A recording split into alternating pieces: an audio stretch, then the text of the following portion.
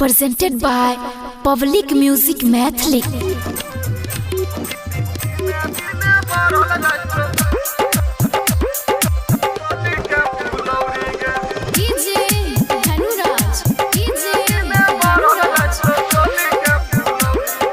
Mixed by Bipin Divana. Begusarai Begusarai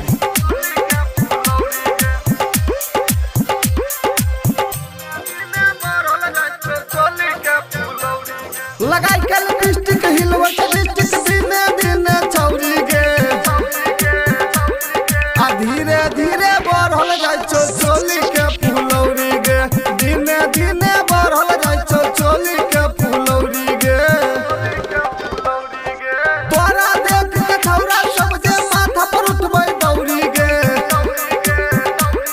आ दिने दिने बढ़ल जाय चोली के फुलौरी गे धीरे धीरे बढ़ल जाय चोली के फुलौरी गे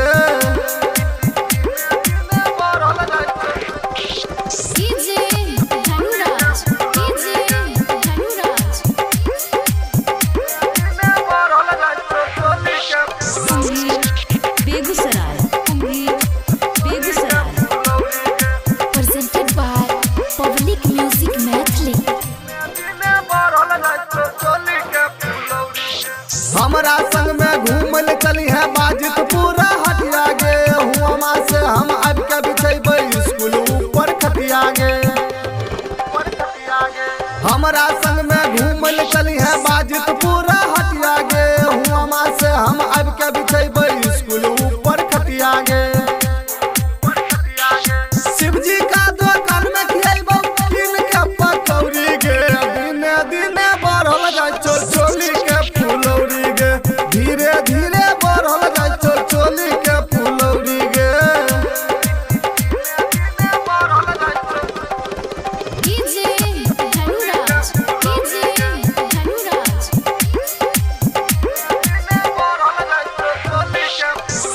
बेगूसराय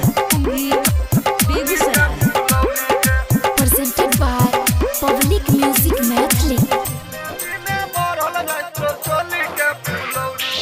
माइकल मनीष के तुहिया में बोलै है गे अपन जवनिया के पतरा रहू रसिया से देखबै है गे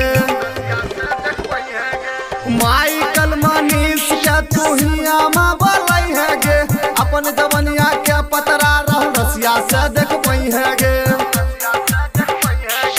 गुडू आखी अइतौ तोरा छान के कचौरी गे दिने दिने बढ़ल जाय चोली के फुलौरी गे धीरे धीरे बढ़ल जाय चोली के फुलौरी गे recording studio public music Dudhpura बाजार।